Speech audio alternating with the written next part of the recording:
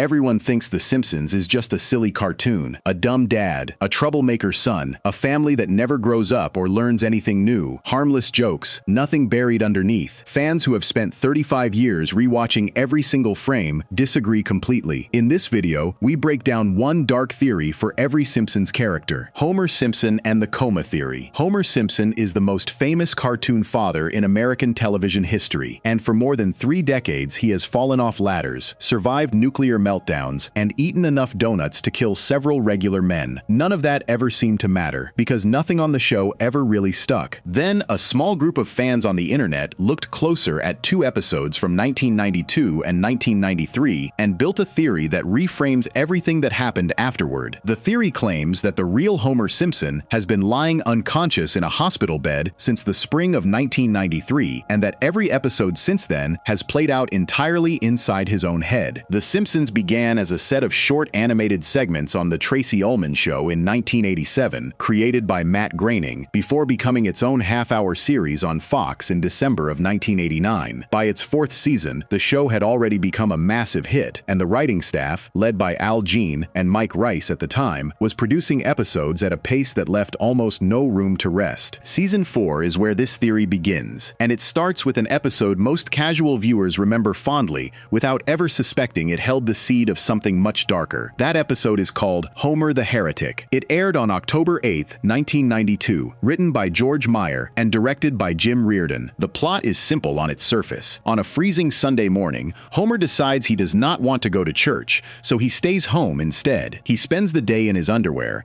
eating a giant sandwich, dancing to the radio, and generally having the best Sunday of his life. Marge and the kids come home from the service to find him blissfully happy, and Homer decides on the spot that he is done with organized religion for good. He tells Marge that going to church is pointless, since God is supposedly everywhere, and questions why anyone should spend an hour a week in a building instead of enjoying life on his own terms. Marge is horrified, and even asks their neighbor Ned Flanders and Reverend Lovejoy to talk some sense into him. None of it works. Homer starts his own personal religion instead, one with no hell and no kneeling, and calls in sick to work, using a holiday he invents on the spot. That night, Homer falls asleep and has a dream where God actually appears to him. The dream sequence shows God lifting the roof off Homer's house to speak with him directly, in a scene that plays out like a casual conversation between 2 men rather than anything solemn or frightening. Homer asks God bluntly why he needs to go to a specific building every week when the Almighty is supposed to be watching everyone everywhere anyway. God does not really have a strong comeback for him, and the conversation stays fairly lighthearted for most of the scene. Then, near the end, Homer decides he wants an even bigger answer. He asks God to tell him the meaning of life itself. God tells him he will have to wait until he dies to find out. Homer, never a patient man, says he cannot wait that long. God, sounding almost surprised by the request, questions whether Homer can really not wait 6 months. Homer says no and demands to know right now. God finally agrees to tell him, and the screen cuts away before a single word of the answer is heard. The episode ends on that unanswered question, which by itself is just a punchline. It only becomes something else once you notice what happens exactly 6 months later. Homer does eventually go back to church after this episode. Following a house fire, he barely survives while smoking alone in his lawn chair, seemingly proving Marge's point about needing a bit of humility in his life. On its own, this is a self-contained morality story, the kind The Simpsons told constantly in its early seasons. Homer learns a small lesson, apologizes to his family, and by the next episode everything resets, exactly the way sitcoms are built to work. Nothing here suggests anything sinister is coming. It is simply a very well-written episode about a man who briefly decides he does not need faith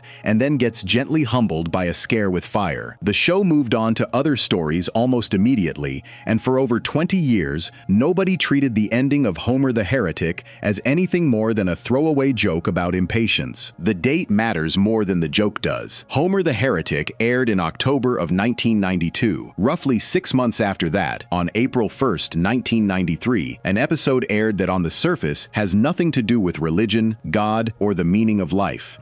It has everything to do with what happens to a man's mind when a very ordinary Sunday goes wrong in a very serious way. That episode is called So It's Come to This, a Simpsons clip show. It was the 18th episode of Season 4, written by John Vitti and directed by Carlos Baeza. The writing staff has openly admitted in later commentary that they were exhausted by that point in the season, and the clip show format, mixing new scenes with flashbacks to earlier episodes, was suggested as a way to give everyone a short break from producing entirely new material. The story is built around April Fool's Day. Homer spends the morning playing pranks on Bart, including taping his eyes shut and swapping his milk for a spoiled carton. Bart, furious about being pranked all morning, decides to get revenge by shaking up a can of beer in a paint mixer before handing it to his father. When Homer opens the can later that day, it explodes with enough force to blow the roof off part of the house and send him to the hospital with serious injuries. While Homer is recovering in his hospital bed, the family gathers around him and starts remembering old moments from his life together with them, which the show presents as clips from earlier episodes. This is where the title of the episode comes from, since it doubles as both an April Fool's joke about explosions and a literal clip show built around Homer's near-death experience. During this hospital sequence, in a moment that becomes central to the theory, a vending machine in the hallway falls directly onto Homer while he is at his weakest, and he slips into a full coma. Mr. Burns, ever the opportunist, even tries to have the hospital pull the plug on him during this period, which the show plays for dark comedy rather than real tragedy. Eventually, near the end of the episode, Bart admits out loud that he was the one who rigged the exploding beer can. Hearing this confession apparently shocks Homer awake, and he immediately sits up and starts chasing Bart around the room, seemingly back to full strength and full anger in an instant. The final joke of the episode reveals something the audience had not been told yet. Homer, still believing it is the same April Fool's Day the episode began on, tries to prank his family one more time by claiming he is taking them all to Hawaii. Bart, Lisa, and Marge correct him, telling him the actual date is now May 16th, meaning Homer had been in that coma for 7 full weeks, not a single afternoon. Marge adds that doctors say he lost 5% of his brain during the ordeal. The family laughs this off completely, and Homer laughs along with them even though he does not seem entirely sure why it is funny. The show moves on immediately to its next episode, as if none of this happened, following its usual pattern of resetting everything by the following week. For more than 20 years, almost nobody connected these two episodes to each other. They aired 6 months apart, they involve completely different plots, and neither one references the other directly. It took a Reddit user posting under the name Hard to Pick a Name to lay the pieces next to each other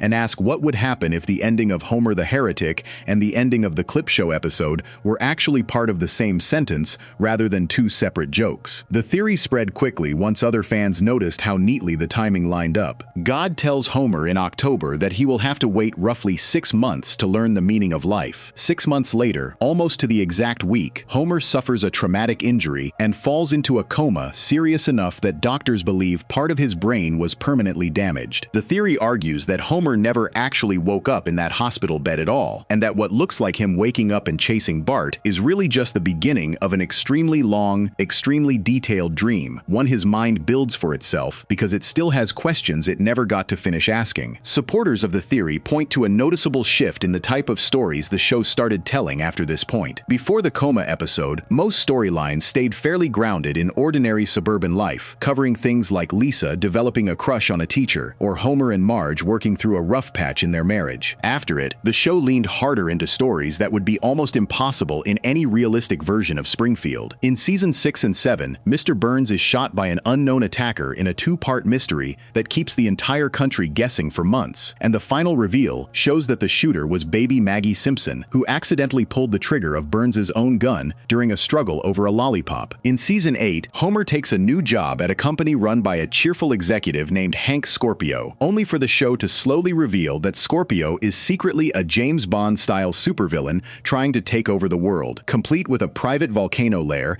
and a plan to seize part of the East Coast. In Season 14, an episode called Large Marge has Marge accidentally receiving breast implants meant for someone else during a routine procedure, turning her into an unlikely local celebrity almost overnight. None of these stories individually prove anything strange is going on. Taken together, fans of the theory argue they show a series that stopped worrying about staying realistic the moment its lead characters supposedly stopped being conscious in any real sense. The theory also tries to explain something that had puzzled longtime viewers for years without them ever putting a name to it. None of the characters on the show age in any normal way, despite decades passing in the real world since the series began. Bart has stayed roughly 10 years old, Lisa roughly 8, and Maggie has remained a baby the entire time, even as new technology, new slang, and new cultural references get folded into episode after episode. Believers in the coma theory suggest this fits perfectly with how a mind in a deep sleep might work. Homer's memory of his children froze at the exact ages they were the moment he went under, so in his imagination they can never grow older than that, no matter how much time seems to pass around them in the dream. His mind, according to the theory, keeps quietly updating small details in the background to match the passing years, without ever letting the ages of the people he loves actually move forward. The theory has never been treated as anything official by the people who actually make the show. Matt Groening has never addressed it directly in any interview, and the writers have continued producing new seasons for over 30 years without ever building a storyline that confirms or denies it outright. That has not stopped the theory from becoming one of the most widely repeated pieces of Simpsons folklore on the internet, showing up again and again on forums, in video essays, and in casual conversations between fans who grew up watching the show as children and are now re-watching it as adults with a slightly darker set of eyes. Part of what keeps it alive is how little effort it actually took to build. Nobody needed to invent new evidence or twist an unrelated scene into something it was never meant to be. Every piece of it comes directly from 2 episodes that already existed, sitting exactly 6 months apart, saying almost exactly what the theory needs them to say. That kind of accidental alignment is rare, and it is the reason this particular theory has outlasted dozens of other, flashier ones about the show over the years. None of this changes how the show has actually continued for the decades since. Homer keeps working at the power plant, keeps going to Moe's Tavern, and keeps getting into the same kinds of trouble he always has, without any acknowledgement from the writers that his entire life since 1993 might be nothing more than a very long dream running through the mind of an unconscious man. Whether that uncertainty makes the theory more unsettling or simply more fun depends entirely on how seriously anyone wants to take a joke about a vending machine. Before we move on,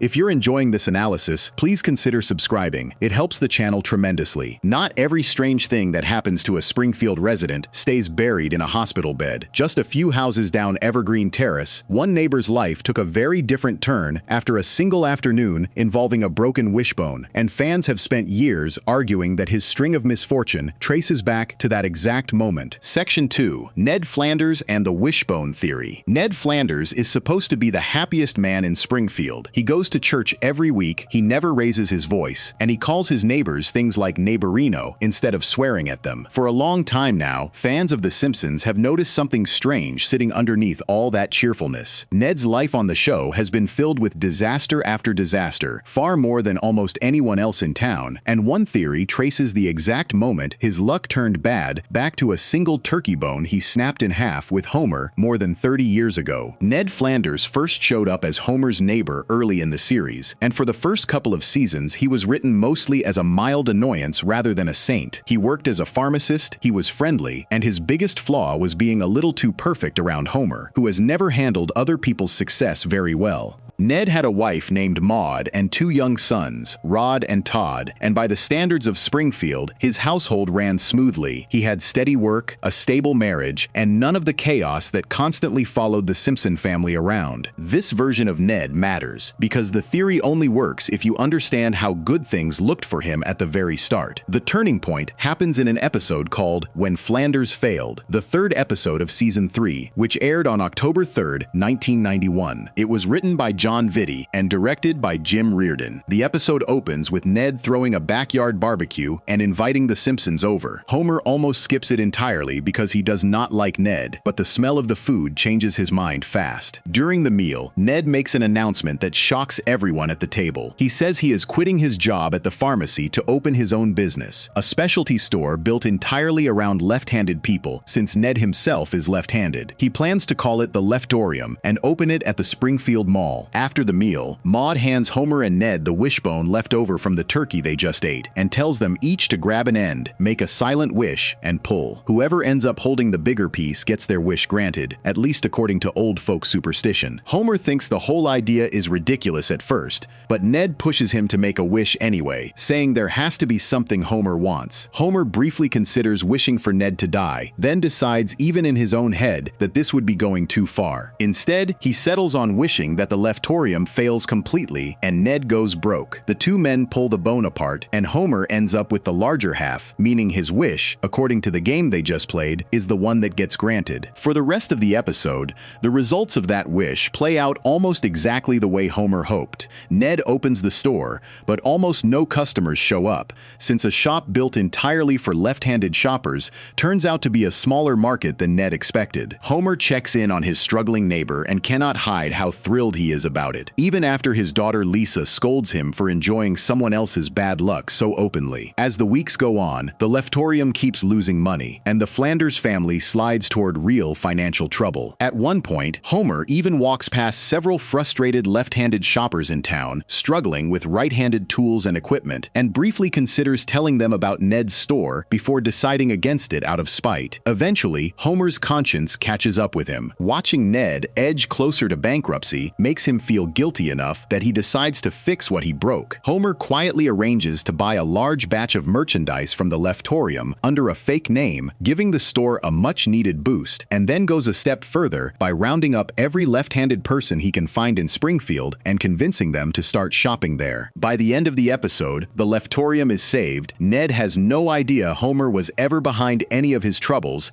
and the whole story wraps up with a warm, feel-good ending typical of the show's early seasons. On the surface, this looks like a complete story with a clear beginning, middle, and happy resolution. Homer does something petty, feels bad about it, and fixes the damage before real harm is done. The fan theory built around this episode, which first spread through a page on the website TV Tropes dedicated to Simpsons fan theories, argues that the ending of that specific episode was never really the end of anything. The theory suggests that once Homer made that wish and won the wishbone pull, something shifted permanently in how luck gets distributed between the two neighbors, regardless of how the leftorium situation resolved itself that same week. Before this episode, Ned's life was noticeably more stable than Homer's, in almost every way that mattered, with a peaceful marriage, a growing career, and none of the near-death experiences that already defined Homer by that point in the series. After this episode, according to the people who support the theory, Ned's story on the show slowly becomes one long streak of loss, even while his personality stays exactly the same, warm, patient, and endlessly forgiving of the people around him. The evidence fans point to comes from episodes that aired years after when Flanders failed, spaced out across different seasons, each one adding another layer of misfortune onto a man who never seemed to deserve any of it. The first major example arrives in Season 8, in an episode called Hurricane Nettie, which aired on December 29, 1996. A powerful storm named Hurricane Barbara tears through Springfield overnight, and by pure chance, every single house in town survives without a scratch except for one. Ned Flanders steps out of his basement the next morning to find his entire home reduced to rubble, despite having taken more safety precautions than any of his neighbors. Because Ned considers insurance a form of gambling, he never bought a policy, which means the destruction of his home comes with no financial safety net at all. To make matters worse, his store, the same leftorium that Homer once nearly destroyed with a wish, gets looted during the chaos following the storm. Overwhelmed by how unfair this all feels compared to a life he has tried to live carefully and morally, Ned finally snaps in front of the entire town, unloading years of bottled-up frustration before checking himself into a mental hospital. There, a therapist helps him trace this sudden explosion of anger back to a strict, chaotic childhood that left him unable to express frustration in normal, smaller doses, forcing it to build up silently until it eventually burst all at once. The second major example, and the one most fans consider the true breaking point for this theory, comes from Season 11, in an episode called Alone Again, Natura Diddley, which aired on February 13, 2000. The Simpson and Flanders families end up at a stock car race together, where a group of cheerleaders start firing free promotional t-shirts into the crowd using an air cannon. Homer, shirtless and eager to get one of the shirts for himself, waves his arms to attract their attention, only to duck down at the last second to grab a bobby pin he notices on the ground. The full blast of shirts that was aimed at him instead strikes Maude Flanders, who is sitting directly behind him, knocking her over the back of the bleachers to her death. Homer later admits privately that he had also parked in a spot reserved for ambulances that day, which may have delayed any chance of saving her. Ned, now a widower raising Rod and Todd alone, is left to rebuild his entire life around a loss that traces directly back to another moment of Homer's carelessness, echoing the very first time Homer's actions quietly reshaped Ned's fortune nearly a decade earlier at that same backyard barbecue. Supporters of the wishbone theory see a pattern forming across these episodes that feels too consistent to be a coincidence, even though nothing in the show ever states outright that a folk superstition about a turkey bone actually works. Their argument is not that magic is real inside the world of Springfield, but that the writers, whether on purpose or simply through years of storytelling instinct, kept returning to the same basic structure again and again. Homer benefits from something, directly or indirectly, at Ned's expense, and Ned absorbs the consequences without ever fully understanding where his bad luck keeps coming from. The wishbone becomes a symbol for that pattern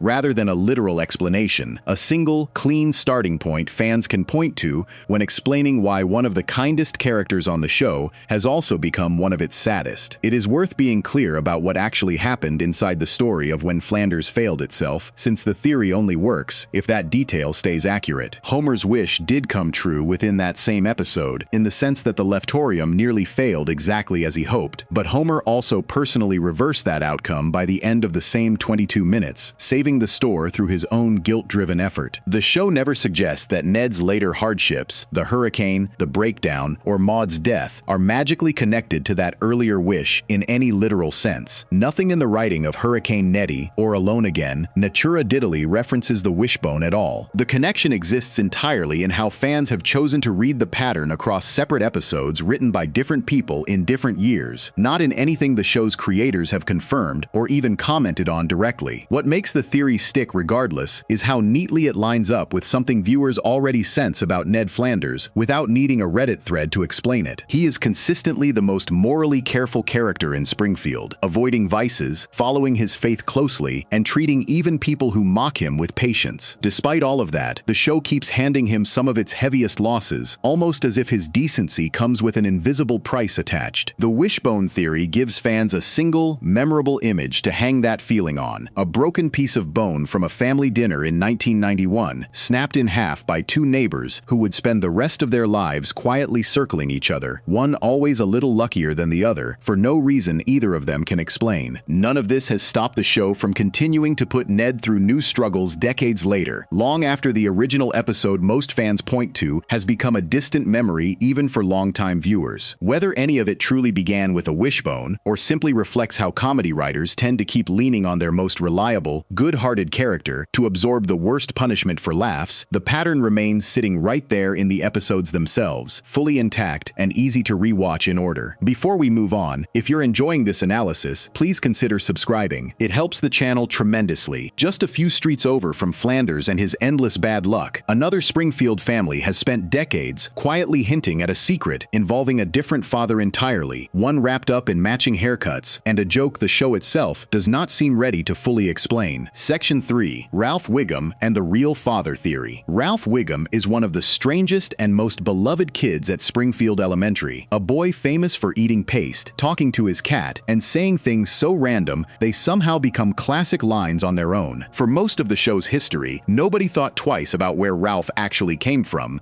since he is clearly the son of Chief Clancy Wiggum and his wife Sarah. Over the years, though, a theory built almost entirely around a haircut has grown into one of the most repeated pieces of Simpsons fan lore on the internet, and the show itself has now teased the idea more than once without ever fully settling it. Ralph Wiggum first appeared as a background student at Springfield Elementary before slowly becoming one of the show's most quoted minor characters. He is thin, pale, and usually a little confused, with wispy blonde hair that barely covers his head. His father, Chief Clancy Wiggum, runs the Springfield Police Department and is known across town for being overweight, lazy, obsessed with donuts, and not especially good at his job. Ralph's mother, Sarah Wiggum, appears far less often, usually shown as a patient, somewhat overwhelmed housewife trying to manage a son who talks to invisible friends and eats glue during class.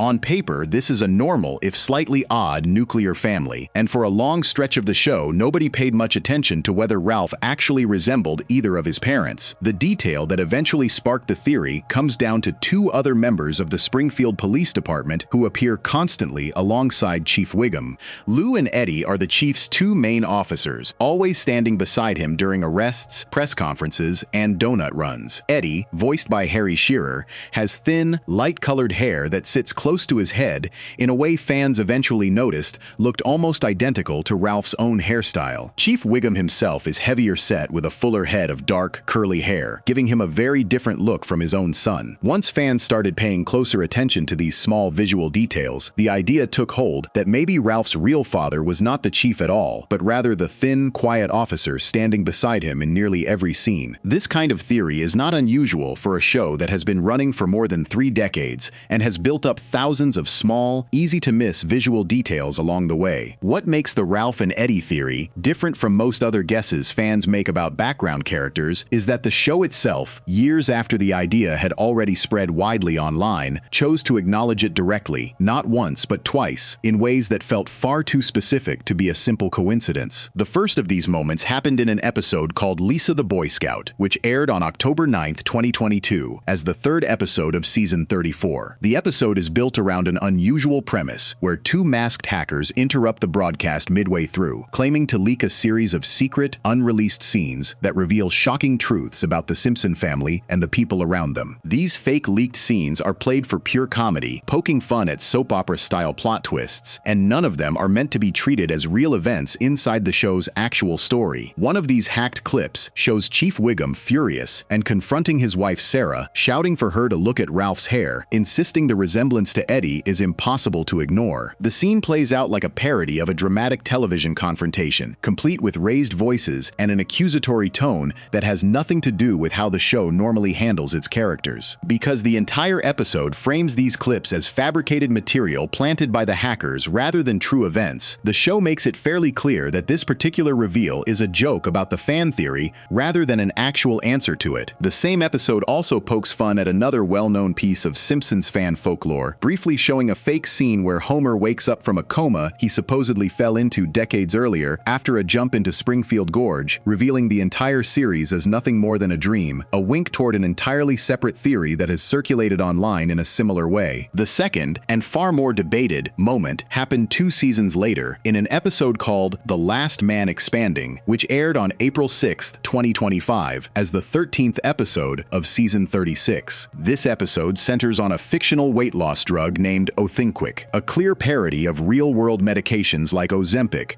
which sweeps through Springfield and causes most of the town, including Chief Wiggum, to lose significant amounts of weight. Feeling more confident than usual thanks to his transformation, Wiggum starts bragging to his fellow officers about his improved home life, telling Lou and Eddie that things have picked back up between him and his wife Sarah, and joking that the two of them might end up having another child together. As part of the joke, Wiggum casually mentions that any new baby might end up looking even more like Eddie than Ralph already does. The moment he says this, the camera cuts directly to Eddie's face, showing his eyes shift nervously to the side for a brief second before the scene moves on to something else. Unlike the hacker-driven gag from 2 seasons earlier, this scene takes place entirely within the show's normal, ongoing continuity, without any fictional framing device suggesting the moment is fake or staged by outside characters. That single detail is what convinced many fans that the writers were doing something slightly different here, treating the theory as a real possibility within the story rather than simply mocking it from a distance. Neither of these 2 moments actually confirms anything outright. The Lisa the Boy Scout scene is explicitly presented as a fabricated leak invented by hackers inside the story, meaning nothing shown in it is meant to reflect the true history of the Wiggum family. The Last Man Expanding scene, while unfolding inside the show's real continuity, never has anyone say directly that Eddie is Ralph's biological father. Wiggum's comment is framed as a lighthearted joke about looks, and Eddie's nervous glance could be read several different ways, ways, ranging from mild embarrassment at being brought into his boss's personal bragging to something closer to genuine guilt. The show leaves the moment hanging there without following up on it in any later episode, which is a common pattern for how The Simpsons tends to treat long-running fan theories, teasing them just enough to keep the conversation alive without ever fully locking the idea into permanent canon. There is also an older piece of evidence that complicates the theory rather than supporting it, one that predates both of these more recent winks by over 20 years.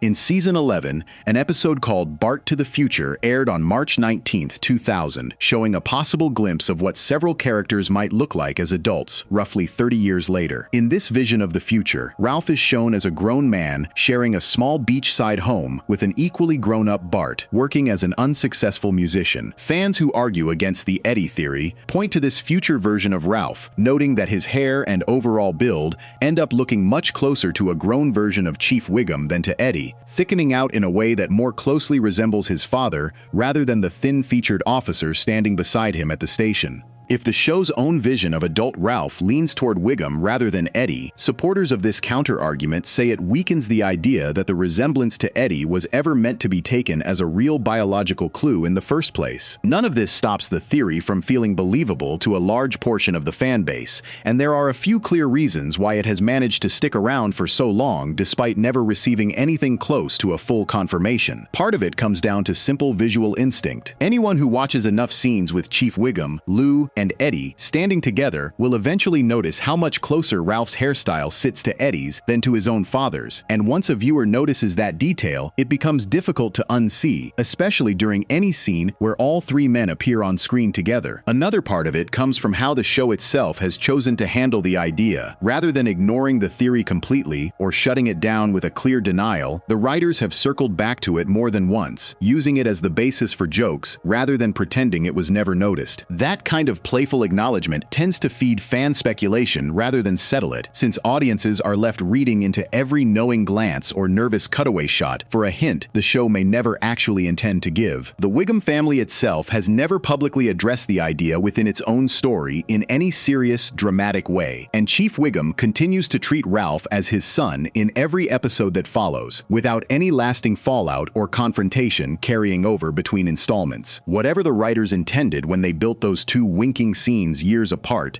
the show has kept the door only barely open, offering just enough material to keep the theory circulating among fans without ever forcing itself to answer the question directly. For a series that has spent decades building running jokes fans continue tracking long after the original episodes aired, that kind of open-ended teasing fits comfortably into how The Simpsons has always chosen to reward its most attentive viewers, handing them small, specific details and letting them build the rest of the story themselves. Before we move on, if you're enjoying this analysis, please consider subscribing. It helps the channel tremendously. While the Wiggum household keeps its family tree a quiet mystery played mostly for laughs, one of Bart's oldest enemies has spent decades being described using a word the show itself finally said out loud on screen, and that single label opens up a much darker read on a character most fans thought they already understood completely. Section 4. Sideshow Bob and the Diagnosed Psychopath. Most of the darker theories fans build about Springfield characters stay theories, since the show rarely comes out and says the quiet part loud. Sideshow Bob is the one clear exception. After more than 3 decades of elaborate murder plots dressed up in expensive suits and classical music, the show finally had the character look directly at the audience through his own words and correct his own diagnosis, swapping out one clinical label for a more precise one, live, in the middle of an ordinary joke. Sideshow Bob's real name is Robert Underdunk Terwilliger Jr., and according to the show itself, he holds a PhD, making him one of the more educated residents of Springfield, despite spending much of his life either committing crimes or serving time for them. He is voiced by Kelsey Grammer, who has played the role since Bob's earliest brief appearance in the episode The Telltale Head. The show has repeatedly described Bob as a self-proclaimed genius and a graduate of Yale University, someone who speaks with a polished, old-fashioned accent and treats popular entertainment with open disdain. He loves the operettas of Gilbert and Sullivan, particularly a piece called HMS Pinafore, and he can recite long passages of classic literature from memory. Before any of his crimes, Bob worked as the silent, non-speaking sidekick on Krusty the Clown's children's show, absorbing years of physical abuse for the sake of ratings, including regular pie throwing and being shot out of a cannon on command. Bob's family background carries an unusual real-world layer that fans have noticed for years. His younger brother Cecil is voiced by David Hyde Pierce, and his father, a doctor named Robert Terwilliger Sr., is voiced by John Mahoney. Both actors are best known for playing brothers on the sitcom Frasier, where Kelsey Grammer starred as the title character and Mahoney played their father. The show leans into this connection openly rather than hiding it, giving Bob's mother the name Dame Judith Underdunk and establishing her as a celebrated Shakespearean actress, which fits neatly with the family's shared love of culture, performance, and dramatic flair. Whether the writers intended it as a passing joke for fans of both shows or something more, the pattern repeats itself every time Bob's relatives appear, reinforcing the idea that his entire household shares a taste for theater, intelligence, and, when it suits them, deception. Bob's turn toward crime is first shown in the episode Krusty Gets Busted, the 12th episode of Season 1, which aired on April 29, 1990. Tired of being humiliated for laughs while Krusty enjoyed all the fame and money, Bob disguises himself as the clown and robs the Quick E-Mart at gunpoint. Homer happens to be at the store during the robbery and later identifies Krusty as the culprit, leading to Krusty's arrest and conviction. With Krusty gone, Bob takes over hosting duties and immediately reshapes the show into something closer to his own taste, adding segments built around classic literature and a psychology-focused feature he calls Choices, while keeping the still popular Itchy and Scratchy cartoon to hold on to younger viewers. Bart refuses to believe his hero is guilty and, together with Lisa, investigates the crime scene, noticing the actual robber read a magazine and used a microwave, two things Krusty could never have done since he cannot read and carries a pacemaker that cannot go near microwaves. During a live broadcast, Bart proves that the robber's shoes, which fit snugly on the actual thief, could not possibly belong to Krusty, whose feet are much smaller than they look inside oversized clown shoes. Bart strikes Bob's own foot with a mallet in front of the cameras, and Bob's pained scream exposes him on the spot. Cornered, Bob confesses that he had grown to resent Krusty's success and wanted an audience that would appreciate his intelligence instead of laughing at his misery. He is sent to prison, and before being taken away, he makes it clear that his anger is now aimed squarely at Bart for exposing him. That first episode already shows the basic shape Bob's character would follow for the rest of the show's run. He is calm, articulate, and confident right up until his plans start to fall apart, at which point his composure cracks into something far colder and more dangerous. His second major appearance came 2 years later in the episode Black Widower, the 21st episode of Season 3, which aired on April 9, 1992. While still in prison, Bob begins writing letters to Marge's sister Selma Bouvier through a prison pen pal program. He plays the part of a reformed man well enough to earn early release, and shortly after getting out, he proposes marriage to Selma. Bart remains convinced that Bob is only using the relationship to get close to the Simpson family again, and he turns out to be right. During the couple's honeymoon, Bob secretly opens a gas valve in their hotel room, planning for Selma to light a cigarette after her nightly viewing of the show MacGyver and cause a fatal explosion, all so he can collect on her life insurance and get revenge on Bart at the same time. Bart figures out the plan just in time to get everyone clear of the building, though the room still ends up exploding anyway, purely by accident, after Chief Wiggum absent-mindedly tosses a lit match into the room following a celebratory cigar. Bob is arrested again, vowing revenge as the police lead him away. Bob's crimes did not stay confined to targeting individual people. In the episode Sideshow Bob Roberts, the 5th episode of Season 6, which aired on October 9, 1994, Bob is released from prison after a local right-wing radio host convinces the public that his earlier imprisonment for attempted murder was unfair. Once free, the Springfield Republican Party recruits him to run for mayor against the sitting mayor, Joe Quimby. Bob wins the election in a landslide and immediately begins using his new power to make Bart's life miserable, demoting him back to kindergarten and pushing forward plans to demolish the Simpson family home to build a new highway. Bart and Lisa suspect the election results were rigged, and they eventually find proof at the local cemetery, discovering that a suspicious number of Bob's votes came from Springfield residents who had been dead for years. Confronted with this evidence in court, Bob is tricked into confessing on the stand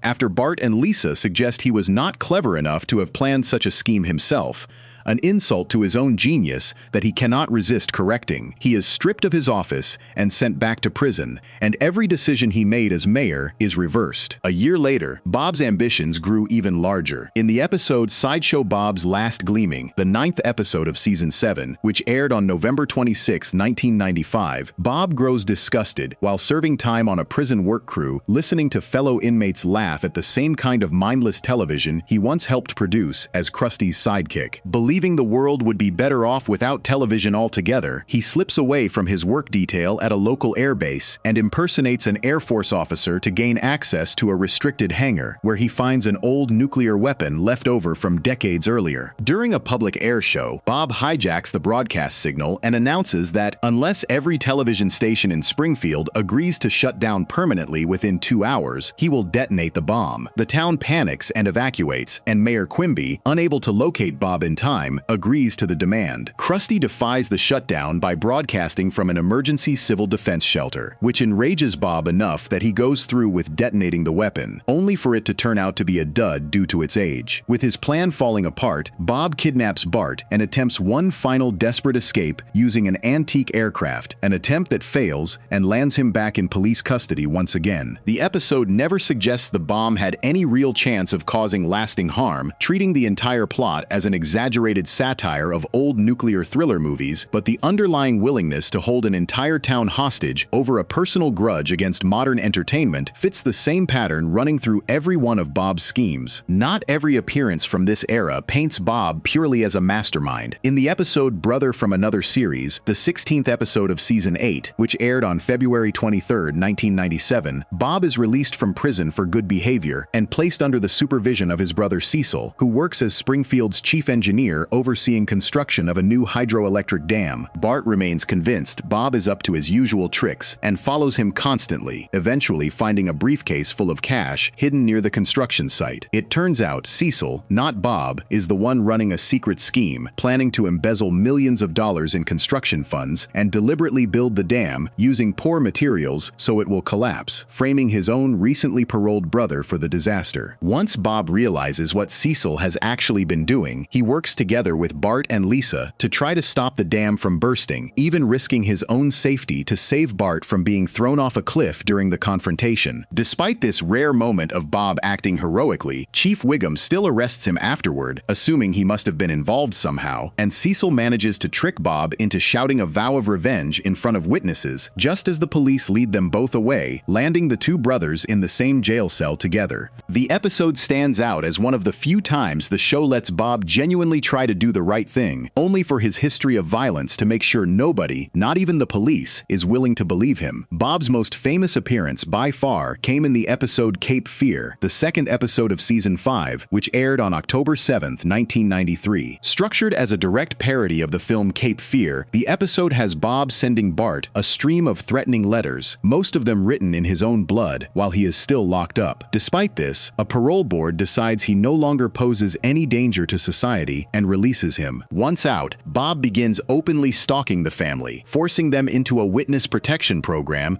that relocates them onto a rented houseboat under a fake last name. Bob tracks them down anyway, sneaking aboard the boat at night and tying up the rest of the family before cornering Bart alone with a machete. Just as Bob is ready to finish what he came to do, Bart buys himself time by asking for one final request, claiming he has always admired Bob's singing voice and wants to hear him perform the entire score of HMS Pinafore before he dies. Flattered beyond his own better judgment, Bob agrees and launches into a full, note-perfect performance of the operetta, giving the drifting houseboat enough time to float back into Springfield city limits, where the police are waiting. Bob's vanity, the same love of high culture that makes him feel superior to everyone around him, ends up being the exact flaw that saves Bart's life. More than a decade later, Bob's entire extended family got involved in a single scheme built around faking his own death. In the episode Funeral for a Fiend, the 8th episode of Season 19, which aired on November 25, 2007, Bob lures the Simpsons to a fake rib restaurant he secretly built and operated under a disguised identity, revealing himself once they arrive and attempting to kill the entire family using a pile of explosives triggered by an overheating laptop battery. The plan fails when Bob, gloating over his plot, misquotes a line from Shakespeare, and the small delay while he tries to correct himself gives the laptop time to overheat and explode harmlessly in his own hands. Bob is arrested and put on trial once again,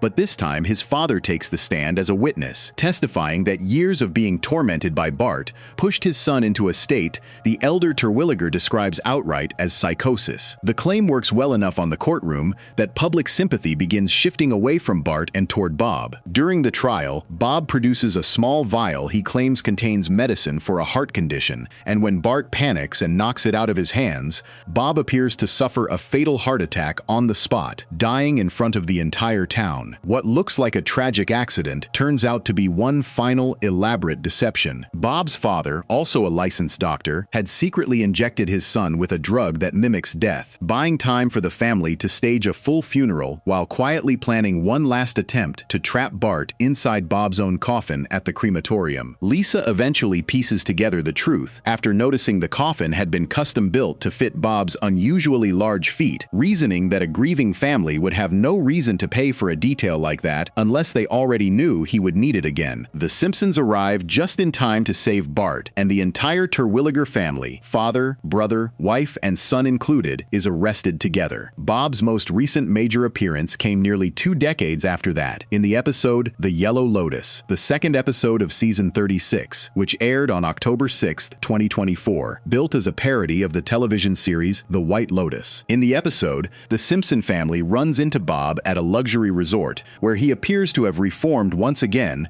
and is now married to a wealthy woman named Tasha. Bob strikes a deal with the family, offering to keep quiet about them technically trespassing on the resort grounds if they agree to stay silent about his own suspicious behavior toward his new wife. Marge, uneasy about trusting him with anything, starts to call him a psychopath, catching herself partway through the word. Bob calmly corrects her, telling her the correct term is sociopath, explaining that the two are distinct diagnoses, and adding, almost proudly, that he also carries a slight touch of narcissism on top of it. The line is delivered as a joke, timed for laughs rather than horror, but it remains one of the only moments across the entire history of the show where a character openly names and even distinguishes between real clinical terms to describe himself, rather than leaving the audience to infer his condition from his actions alone. Unlike the Ralph Wiggum parentage gag or the wishbone pattern built around Ned Flanders, this is not really a theory fans piece together from clues scattered across different episodes. The show simply had Bob say it out loud, correcting the exact word being used to describe him and specifying that it comes with an additional narcissistic streak, all delivered in his usual composed, faintly amused tone.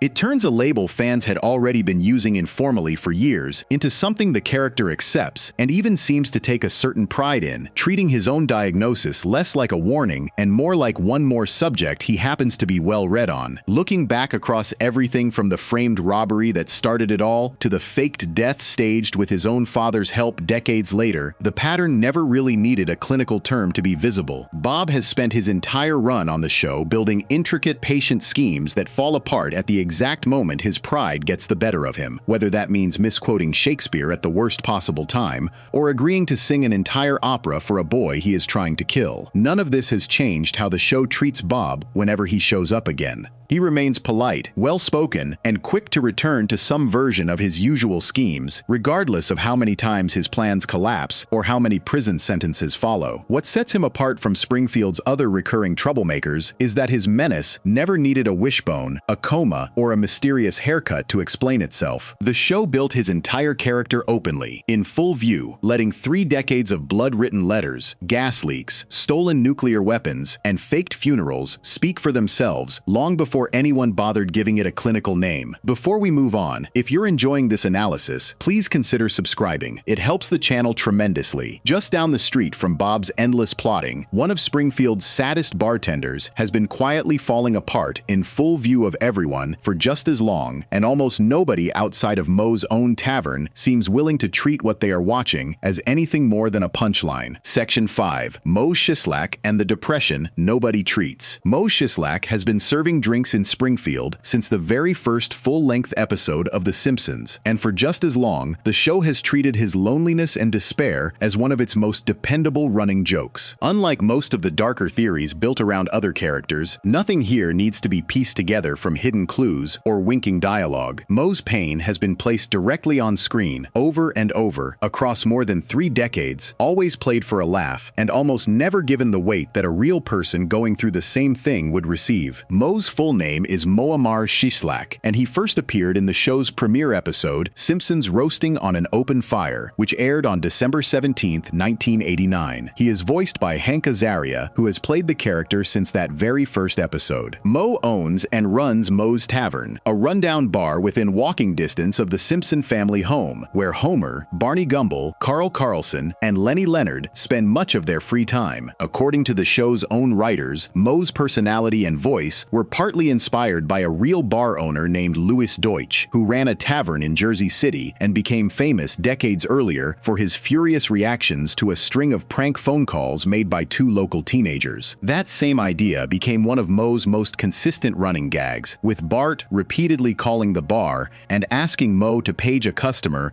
with a made-up name that turns into an insult once Moe shouts it across the room. Moe's background has never been treated consistently by the show either, with different episodes claiming he is Dutch, Italian, Macedonian, or from Indiana, depending on which joke the writers needed at the time, treating even his own sense of identity as something unstable and constantly shifting. From his earliest appearances, Moe is written as short-tempered, cheap, and quick to threaten customers with the shotgun he keeps behind the bar. He also runs a variety of illegal side businesses out of the tavern over the years, including gambling operations and, in a couple of episodes, smuggling exotic or restricted animals. None of this makes him an easy character to feel sorry for on its own. What complicates the picture is how often the show pairs this rough exterior with clear, repeated signs that Moe is genuinely miserable underneath it, alone in a way that goes far beyond simply being unlucky in business or unpopular with women. One of the clearest early examples of Moe's desperation for a better life comes in the episode Flaming Moe's, the 10th episode of Season 3, which aired on November 21, 1991. Homer accidentally invents a cocktail after running out of beer at home and dumping several liquors together, along with a bottle of children's cough syrup, and he shares the recipe with Moe during a slow night at the bar. Moe secretly renames the drink after himself and starts serving it to customers,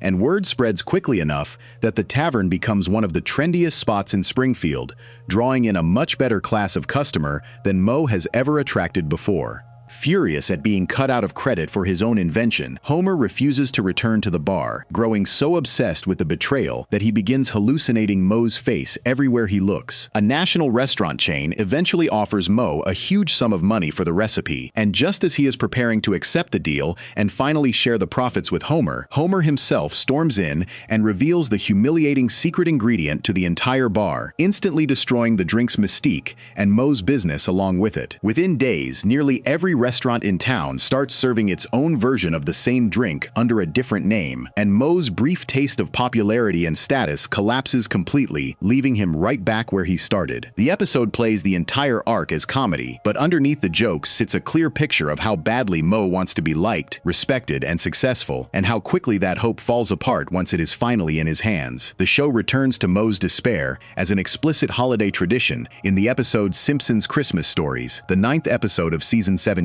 which aired on December 18, 2005. In one of the episode's 3 short segments, Moe is shown attempting to end his own life multiple times over the course of a single night, with each attempt interrupted by outside chance rather than any change of heart on his part. The sequence is staged as pure slapstick, set to classical music and structured like a failed stunt reel, ending only when Barney hands him a small gift and Moe decides, at least for the moment, to let the idea go. The show frames this as an annual pattern rather than a one-time event, with Moe himself acknowledging that this is something he goes through every holiday season. Treating a recurring pattern of suicidal behavior as a yearly tradition worth revisiting for laughs is a choice unique to how the show handles this particular character, since no other recurring cast member is given a similarly repeated, calendar-based version of the same joke. A more layered look at Moe's inner life comes in the episode Moe Baby Blues, the 22nd and final episode of Season 14, which aired on May 18, 2006. 2003. The episode opens with Mo being turned away from a rare public event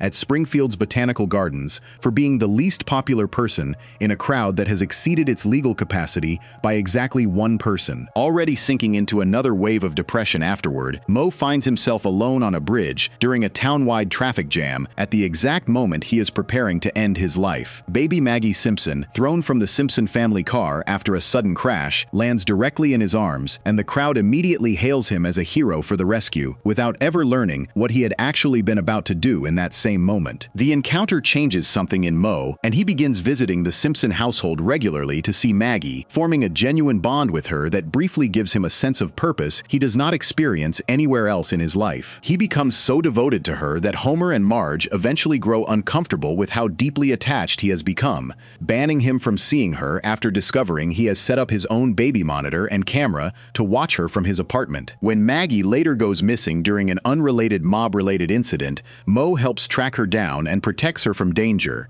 and the Simpsons ultimately agree to let him remain part of her life on a more reasonable basis. The episode never revisits or resolves what almost happened on that bridge, folding it quietly into the setup for a heartwarming ending instead. Mo's inner life takes a different shape entirely in the episode Mona Lisa, the 6th episode of season 18, which aired on November 19, 2006. After Homer forgets Mo's birthday, an annoyed and hurt Mo becomes the subject of a school report Lisa decides to write about him, curious whether there might be more to him than his usual gruffness. At his rundown apartment above the bar, Lisa discovers the walls covered in scattered handwritten notes, each one capturing a small fragment of Mo's private thoughts and feelings. She arranges the fragments into a complete poem and, sensing real talent buried underneath his rough exterior, submits it without much expectation to a respected poetry publication. The poem is accepted and celebrated by a group of well-known real-world authors who invite Mo to a literary festival in Vermont to honor his work, an experience that leaves him feeling appreciated in a way nothing else in his daily life ever has. Lisa accompanies him, hoping to finally be acknowledged for her role in shaping the piece that made this moment possible. Faced with the choice between crediting a 10-year-old girl or keeping the spotlight entirely on himself, Mo chooses himself, inventing an elaborate false story about where his inspiration came from and leaving Lisa crushed and unrecognized in front of the very people whose respect he had been craving. The episode uses Mo's poetry to reveal genuine depth and sensitivity hiding underneath his usual crude behavior, only to show that his need for validation is strong enough to override even basic decency towards someone who tried to help him. The show's most direct and sustained look at Mo's depression comes in the episode Whiskey Business, the 19th episode of season 24, which aired on May 5, 2013. The episode opens with Mo attempting to take his own life in the storeroom of his bar,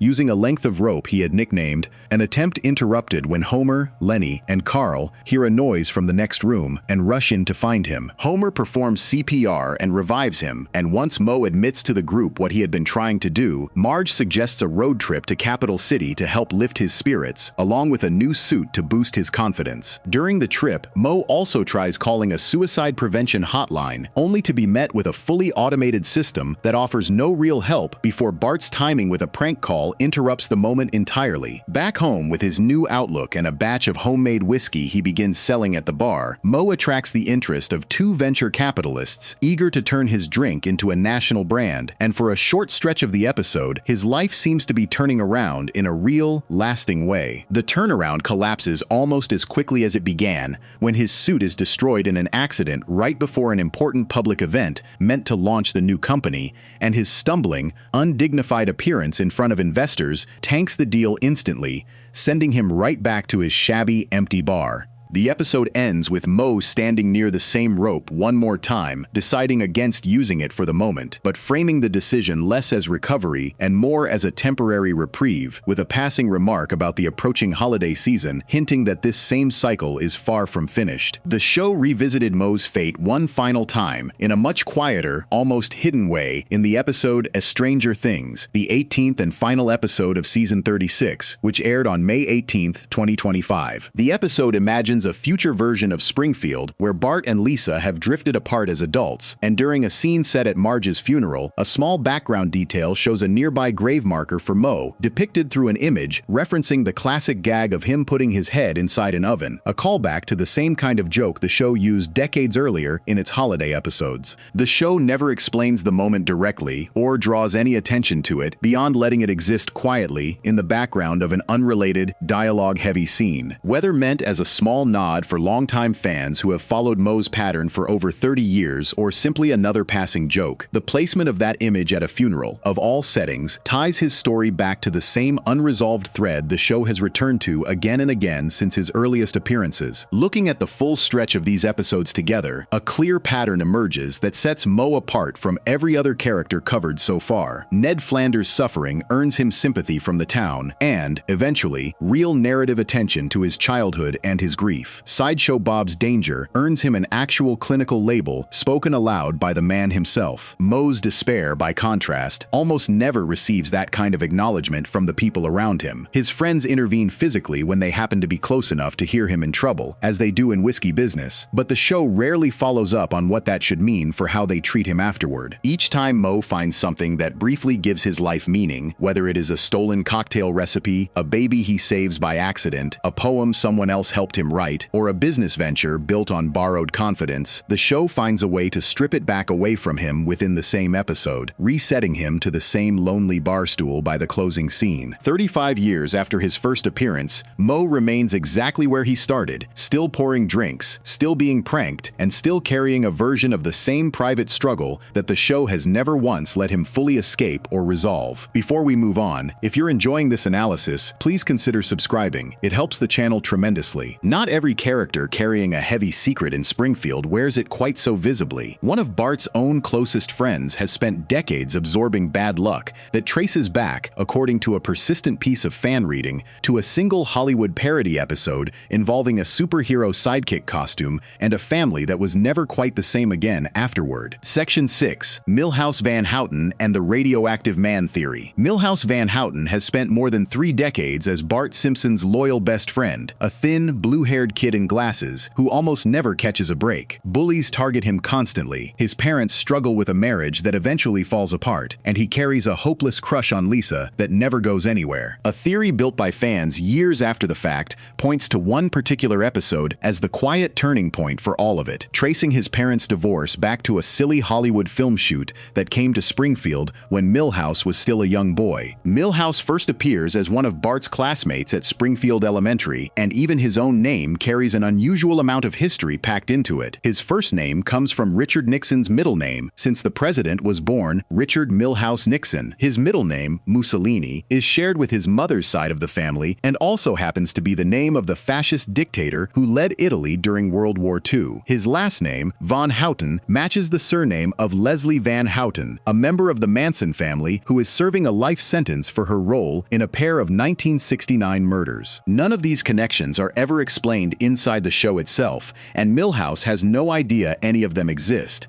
But the show's writers clearly built his name out of a string of uncomfortable historical references rather than anything flattering. As a character, Milhouse is written as insecure, gullible, and easily led into trouble by Bart, who treats him as a loyal sidekick rather than an equal. He wears thick red glasses, has a noticeable overbite, and is frequently the target of physical bullying from Jimbo Jones, Dolph Starbeam, and Carney Zizwitz, sometimes escalating to genuinely rough treatment that the show plays for slapstick comedy. He also carries a long-running, one-sided crush on Lisa Simpson that spans the entire history of the show without ever developing into anything close to a real relationship. Despite all of this, Milhouse remains one of the most consistently present secondary characters in Springfield, showing up in episode after episode as the quiet, dependable presence standing next to Bart no matter how badly things go for him personally. The episode at the center of the theory is called Radioactive Man, the second episode of Season 7, which aired on September 24, 1995. The plot follows a Hollywood film crew arriving in Springfield to shoot a live-action movie based on the fictional comic book character Radioactive Man, a hero both Bart and Milhouse have loved reading about for years. When the production holds open auditions for the role of the hero's young sidekick, Fallout Boy. Bart tries out with real enthusiasm, only to be rejected for being a single inch too short after his attempts to fake a growth spurt fail completely. The role instead goes to Milhouse, despite the fact that he never particularly wanted to be an actor in the first place and only tried out somewhat reluctantly. The moment Milhouse's parents, Kirk and Luann Van Houten, learn their son has landed a real Hollywood role, they immediately begin spending money on expensive items they cannot really afford, convinced their family is about to start living a much wealthier lifestyle now that their son is technically a movie star. Milhouse himself grows increasingly miserable as filming drags on, worn down by the long hours and repeated takes that come with professional acting, and he eventually disappears from the set entirely right before the most expensive scene in the entire production is set to be filmed. With their young star missing and no replacement able to convincingly take his place, even after a visit from real-life former child actor Mickey Rooney fails to talk Milhouse into returning, the production collapses completely and the filmmakers abandon the project and head back to Hollywood. A fan theory that spread widely on Reddit and was later covered in detail by the entertainment site CBR points directly at this episode as the true, hidden cause of the divorce that would tear Milhouse's family apart more than a year later. The theory's logic centers on the brief, easily missed detail of Kirk and Luann rushing out to buy luxury items the moment they believed their son's brief brush with fame was going to make them rich. Since Milhouse's acting career collapsed within the same episode, all of that spending would have landed the Van Houten family with financial strain they were never actually prepared to handle, based purely on a burst of excitement that never had any real foundation behind it. According to the theory, this sudden financial pressure, quietly introduced and never directly addressed again within the episode itself, became the unspoken seed that grew into the much larger cracks shown in the Van Houten marriage during the divorce episode that followed roughly 14 months later. That later episode is called A Milhouse Divided, the 6th episode of Season 8, which aired on December 1st, 1996. Marge decides to throw a dinner party at the Simpson house, inviting several of their neighbors, including Ned Flanders, Reverend Lovejoy, Dr. Hibbert, and Kirk and Luann Van Houten.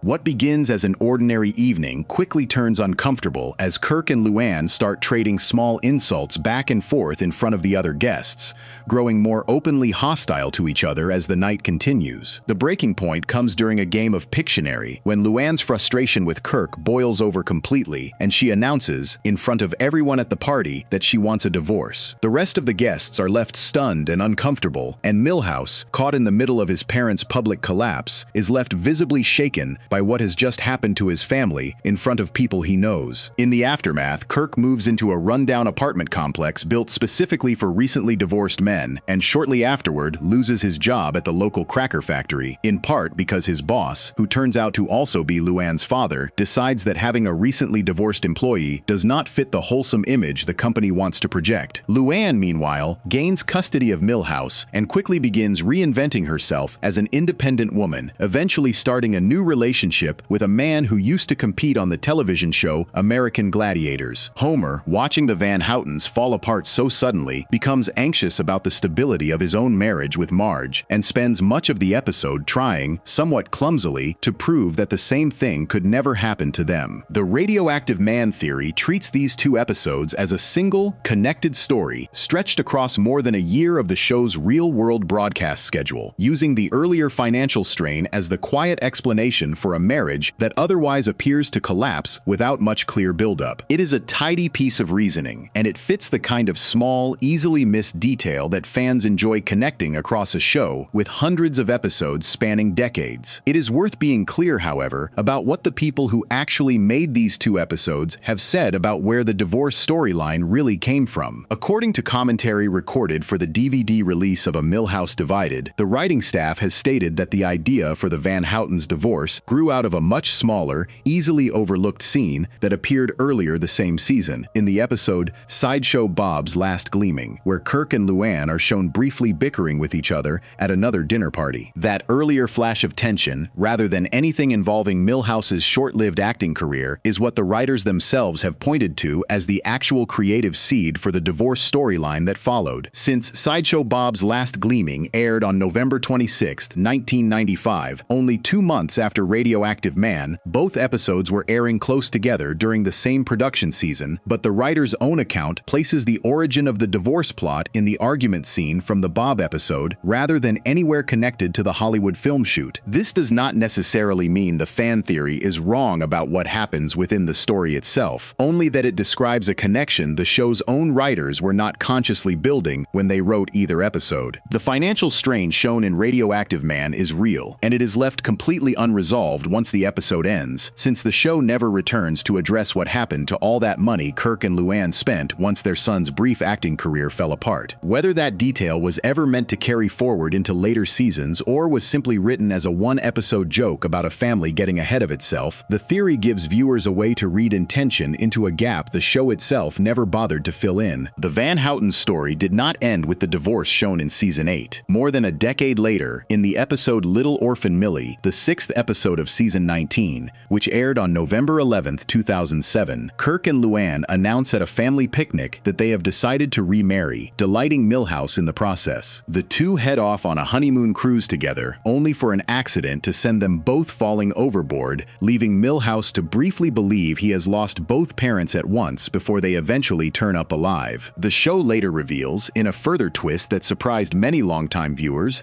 that Kirk and Luann are actually first cousins, explaining the strong physical resemblance between them that fans had noticed and joked about since the earliest seasons of the show. Despite everything the family goes through, from the collapse of Milhouse's brief brush with Hollywood to a very public divorce and an eventual reunion built on a foundation that turns out to be more tangled than anyone previously realized, the Van Houtens remain a fixture of Springfield, cycling through crisis after crisis, with Milhouse caught somewhere in the middle of nearly all of it. Looking at Milhouse's history across the show as a whole, the pattern the theory identifies fits into something broader than just one financial setback traced across 2 episodes. He is a character defined almost entirely by bad luck, landing on him through no fault of his own, whether that means losing out to Bart during ordinary childhood games, being dragged into a film role he never wanted in the first place, or watching his own parents' marriage fall apart in front of family friends during what was supposed to be a pleasant dinner party. The Radioactive Man theory offers a satisfying, almost novelistic explanation for one particular slice of that misfortune, tying a silly, forgettable subplot about Hollywood excess directly into one of the more genuinely sad storylines the show ever built around a supporting character. Even without confirmation from the people who actually wrote these episodes, the connection remains available for any viewer willing to rewatch both episodes back to back and notice how neatly the pieces appear to fit, whether or not that was ever truly the intention behind them. Before we move on, if you're enjoying this analysis, please consider subscribing. It helps the channel tremendously. Just a few blocks from the Van Houten household, another lifelong friend of Homer's has spent just as many decades absorbing bad luck of his own, and one particular flashback buried inside an otherwise ordinary episode has convinced a large number of fans that Homer himself deserves far more blame for it than he has ever actually received. Section 7. Barney Gumble and the friend who started it. Barney Gumble has been the town drunk of Springfield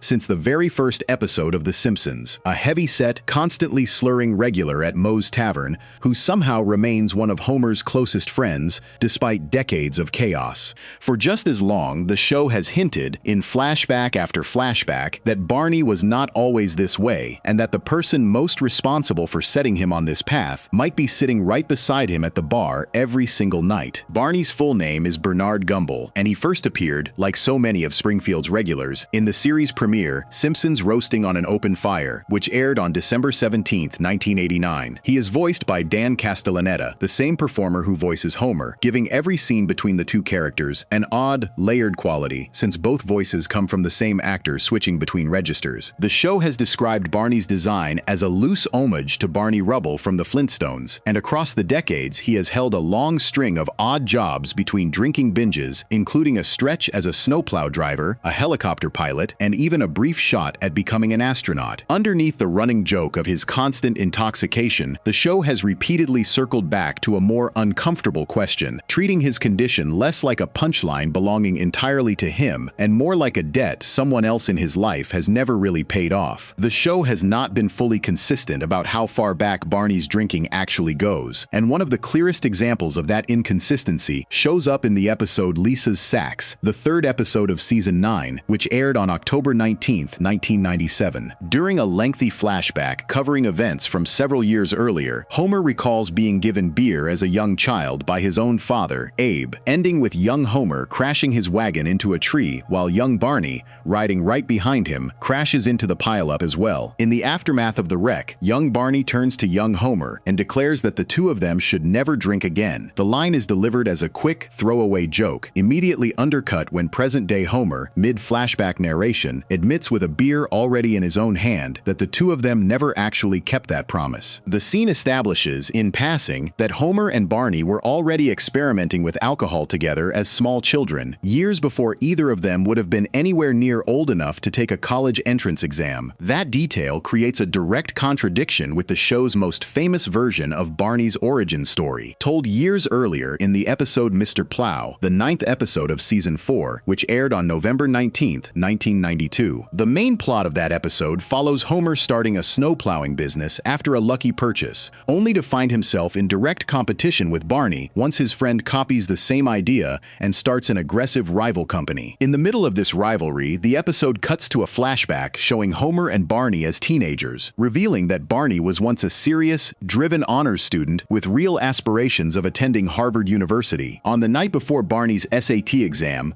Homer hands him his very first beer, and the flashback frames this single moment as the spark that quietly derailed the rest of Barney's future, sending him down a path toward the barstool he now occupies most nights, instead of the classroom he once seemed destined for. The episode never acknowledges any earlier drinking between the two, treating this teenage moment as the true beginning of Barney's habit, which sits at odds with the much younger version of the same friendship shown 5 years later in Lisa's Sax. Taken together, the show has effectively told two different origin stories for the same relationship, one where Barney's drinking begins in early childhood thanks to Homer's own father, and another where it begins specifically because of a choice Homer himself made as a teenager on one of the most important nights of his friend's academic life. Regardless of which version gets treated as more central to the character, the show consistently returns to Homer as a recurring presence at the exact moments when Barney comes closest to escaping his addiction for good. In the episode Deep Space Homer, the 15th episode of Season 5, which aired on February 24, 1994, NASA selects both Homer and Barney as candidates for an ordinary citizen spaceflight program meant to boost public interest in space travel. Training takes place under a strict agency-wide alcohol ban, and Barney, forced into sobriety for the first time in years, quickly proves to be the stronger candidate, excelling far beyond Homer in every physical and mental test the astronauts are put through. At the celebration marking his selection for the actual mission, Barney is handed a glass of champagne to toast his success, and the moment the liquid touches his lips, even though the champagne turns out to be entirely non-alcoholic, something in him snaps back into his old drunken behavior almost instantly. He steals a jetpack, flies off erratically through the sky, and eventually crashes into a nearby building, disqualifying himself from the mission entirely and handing the spot to Homer by default. The scene plays the moment for pure slapstick, but underneath the joke sits a genuinely difficult picture of how fragile Barney's control over his own condition really is, undone here not even by real alcohol, but by nothing more than the memory and ritual of drinking itself. A much more serious attempt at lasting change comes years later in the episode Days of Wine and Dozes, the 18th episode of Season 11, which aired on April 9, 2000. After being confronted with a deeply embarrassing videotape of himself while heavily intoxicated, Barney finally commits to giving up alcohol completely, a decision the show visually marks by giving the character slicked back hair and a clearer, no longer slurred way of speaking. Both changes the animators and voice performance kept consistent across every episode that followed for the next several years. Newly sober, Barney takes up flying lessons and quickly becomes a licensed helicopter pilot, building a genuine sense of independence and self-respect that had never really been part of his character before. His new sobriety creates real friction with Homer, since so much of their friendship had always been built around shared time drinking at Moe's,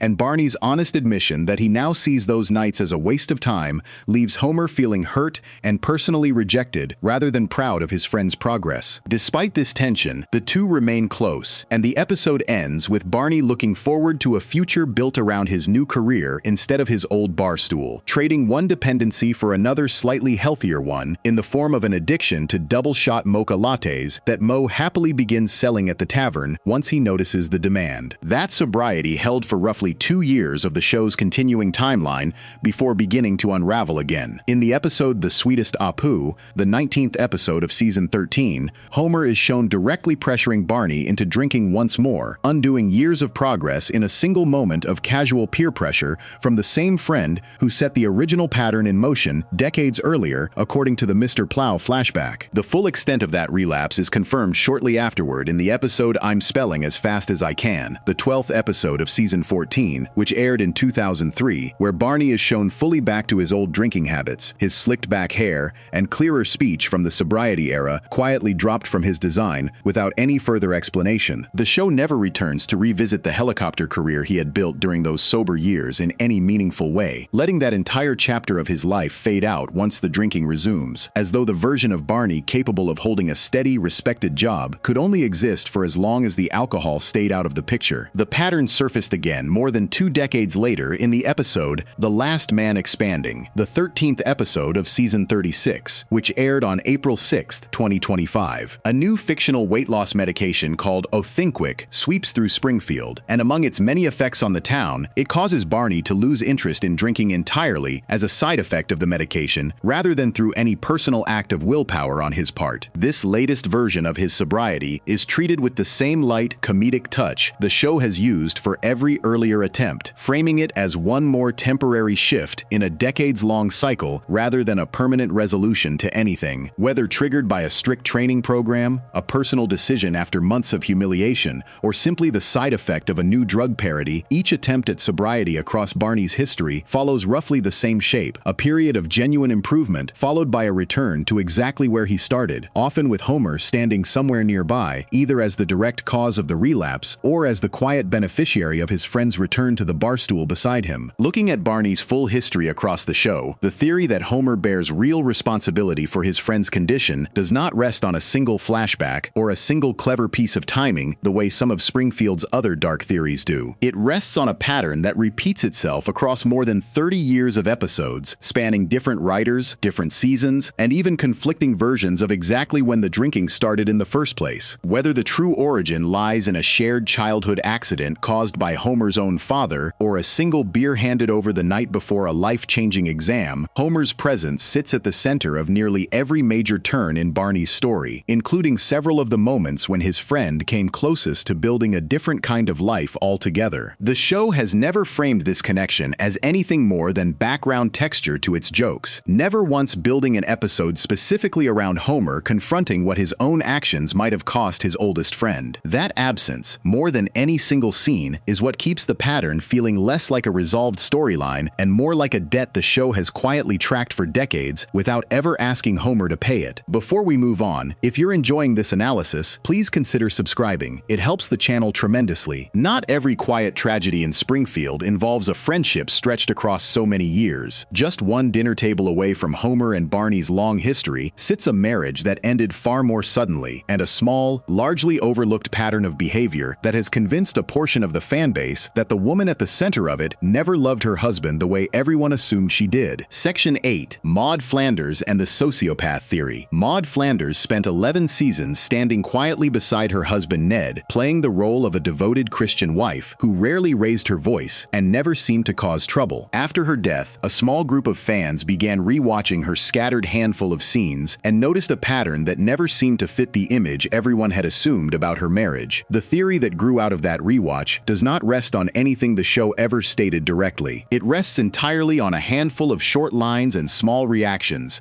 pieced together years after Maud had already left the show for good. Maud first appears as a background character in the early seasons, standing next to Ned at church or at neighborhood gatherings without much dialogue of her own. She becomes a more defined presence, starting in the second season episode Dead Pudding Society, which also introduces the Flanders family in a more prominent role for the first time. Across the seasons that follow, Maud is written as a devout woman who takes her faith seriously, joining Marge and Helen Lovejoy in campaigns against violent cartoons like Itchy and Scratchy, and generally presenting herself as one of the most proper, restrained residents of Springfield. She is voiced for most of her run by Maggie Roswell, though a handful of her final lines were performed by Marcia Mitzman-Gavin after Roswell left the show during a pay dispute with the network. Vredigodes, unlike Ned, who reacts to almost everything with relentless, almost almost exaggerated cheerfulness, Maude is occasionally allowed a sharper, more irritated tone, especially when dealing with Homer, whose behavior visibly annoys her in a way it rarely seems to bother her endlessly patient husband. The theory that reframes all of this first appeared on a long-running Simpsons fan forum called No Homers, posted by a user going by the name Diversity Pumpkin, and was later picked up and summarized by the entertainment site Mental Floss in an article covering unusual Simpsons fan theories. The post argues that several small, easily missed moments across different episodes suggest Maude privately resented her marriage to Ned, showing far less concern for his safety than a loving spouse typically would during moments of real danger. Taken on their own, each of these scenes plays out as a quick background joke. Lined up together, they form the exact pattern the theory is built around. One of the clearest examples comes from the episode Bart's Comet, the 14th episode of Season 6, which aired on May 14, 1995. A comet discovered by Bart is found to be on a direct collision course with Springfield, and the entire Simpson family, along with much of the neighborhood, crowds into Ned's private bomb shelter to wait out the impact. As more and more townspeople arrive, the shelter becomes too full for the door to close, and the group votes to expel Ned from his own shelter, reasoning that a store owner who sells left-handed tools will serve little purpose in whatever world exists after the comet strikes. Ned accepts this decision with his usual calm and prepares to face the comet alone outside,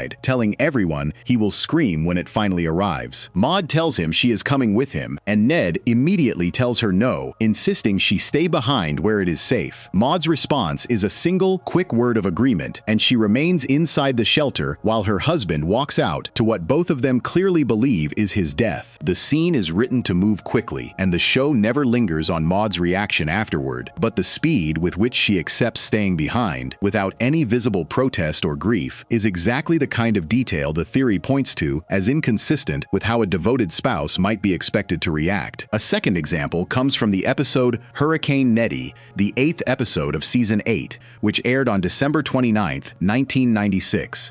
During the hurricane that eventually destroys the Flanders home, Maude and the rest of the family go through a period of real danger before the storm passes. Once the family is reunited afterward, Maude describes the experience to Ned in a brief line, telling him it was terrifying and that she genuinely believed she was about to reach what she calls the eternal bliss of paradise. The line is delivered as a small, almost throwaway character beat, fitting neatly into her established devotion to her faith. It is also, notably, phrased entirely around her own experience and her own fate, without any accompanying line expressing concern for Ned or the rest of the family during the same ordeal. Supporters of the theory read this brief moment as one more example of Maude's attention consistently settling on herself rather than on her husband, even during a shared brush with real danger. A third detail comes from a later episode, I'm Goin' to Praiseland, the 19th episode of Season 12, which aired on May 6, 2001, made after Maude's death as Ned works through his grief. The episode reveals that Ned continues sleeping on the same side of the bed he always used, careful never to disturb the indentation left in the mattress on Maude's side, treating it as one of the last physical traces of her still remaining in the house. The theory extends this detail into its own reading, suggesting the shape of that indentation shows Maude facing away from Ned every night rather than toward him, treating it as physical evidence of quiet, long-running distance in a marriage that always looked completely stable to everyone on the outside. This particular claim goes further than what is explicitly confirmed by the episode itself,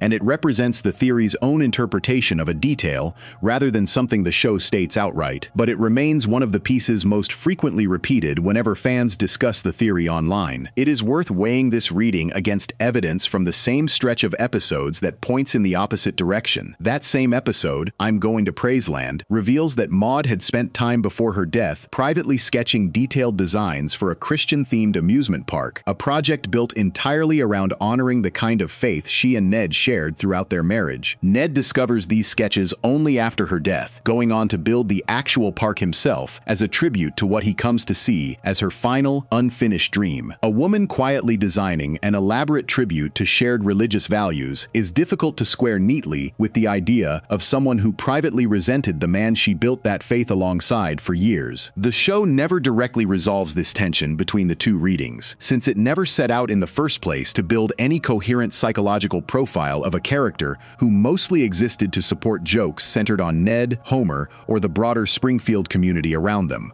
Maud's story on the show ends in the episode Alone Again, Natura Diddly, the 14th episode of season 11, which aired on February 13, 2000, where she is killed in an accident at a stock car race after being struck by a barrage of promotional t-shirts fired from an air cannon meant for Homer. The circumstances of her death, discussed in more detail earlier in connection with Ned's long-running bad luck, close out her time as a recurring character and leave the sociopath theory permanently unresolved, since no further scenes exist to either confirm or contradict the pattern fans had identified. The original forum post that introduced the theory closes on a joking note of its own, suggesting somewhat tongue-in-cheek that Maud's death conveniently arrived before her supposed hidden resentment could grow into something more dangerous, even adding a playful, clearly non-serious claim that she was secretly responsible for an entirely unrelated mystery involving Mr. Burns being shot years earlier. That closing tone matters for understanding how the theory was originally intended, landing somewhere between a genuine close reading of scattered dialogue and a knowingly exaggerated joke built for entertainment on a fan forum rather than a serious clinical diagnosis of a background character. What keeps the theory circulating regardless of its origins is how neatly a handful of real, verifiable lines line up once someone goes looking for them specifically. Maud's quick agreement to stay safe while Ned faces the comet alone, her self-focused description of near death during the hurricane, and the ambiguous detail of her side of the bed all exist exactly as described, spread out across 3 different seasons, written by different people years apart. None of these moments were ever likely written with any larger pattern in mind, since Maud functioned for most of her run as a supporting piece of Ned's household rather than a character with her own consistently tracked inner life. The theory takes advantage of that lack of consistent characterization, filling the gaps between her scattered appearances with a reading that turns small, disconnected writing choices into something that feels, at least on the surface, like a hidden thread running underneath one of Springfield's most seemingly stable marriages. Before we move on, if you're enjoying this analysis, please consider subscribing. It helps the channel tremendously. While Maud's brief, scattered lines have kept fans guessing about what she might have secretly felt toward her husband, one member of the Simpson family herself has spent decades standing out from the rest of her household in a much more obvious way, and a separate theory built entirely from on-screen family behavior suggests the reason has less to do with talent and more to do with a choice every other Simpson in the house may have quietly made a long time ago. Section 9. Lisa Simpson and the Family of Hidden Geniuses. Lisa Simpson has spent more than 3 decades as the obvious brain of her family, a saxophone-playing, book-loving 8-year-old surrounded by a father, brother, and grandfather who all seem to struggle with basic reasoning.